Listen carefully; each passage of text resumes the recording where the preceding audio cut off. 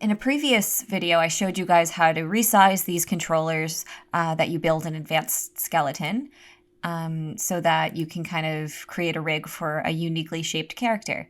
Well, when you do bind all the skin to the rig and you test out the motion of the character, you might find that some of the weighting is a little off. Even if you use Delta Mush, even if,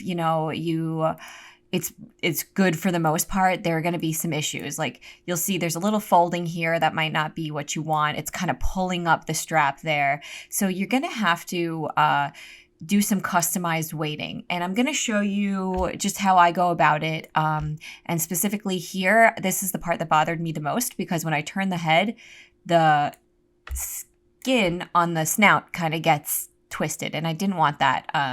So I needed to fix this. And if you reference the character into a file, you can do it within the referenced version, but it won't be permanent. So I'm going to do it to the actual, character itself so that every time I reference it in, it'll be weighted the way I need it to be. So it's just like you would weight anything, any character. I go into rigging, skin, paint skin weights.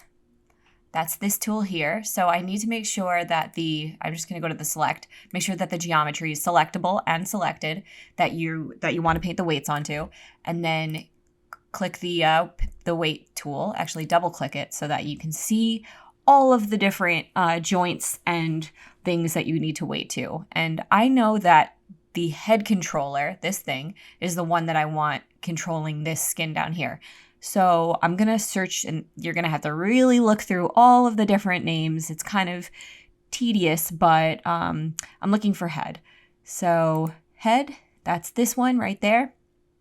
And then you want to make sure that you're in add mode for paint operation. So if it's something else, it might not be working the way you want it to.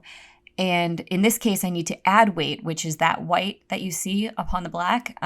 That's the weight. So instead of taking away weight, which you might want to do where the value would need to be at 0 to take away, and I can't really get a grip on it over here, but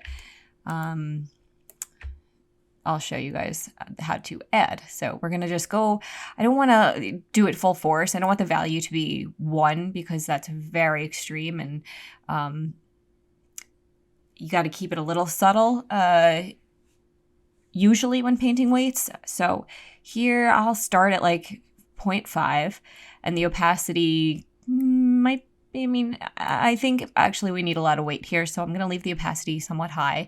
And I'm going to just paint. And as you can see right away, where the skin is moving and being weighted to that top controller, I want the snout to move all the way. So I'm really going to paint it on there. And as you can see, it's moving. Got to get the inside of the mouth here. And I'm even going to do the bottom a little. And that already is totally better. Oh my goodness. So kind of just go by feel, and that seems to have worked out pretty great. So now I'm gonna exit here, there, take a look at our handsome fella, save it up, and now when you reference him into any scene, that weighting will remain, and every time I need to move the head,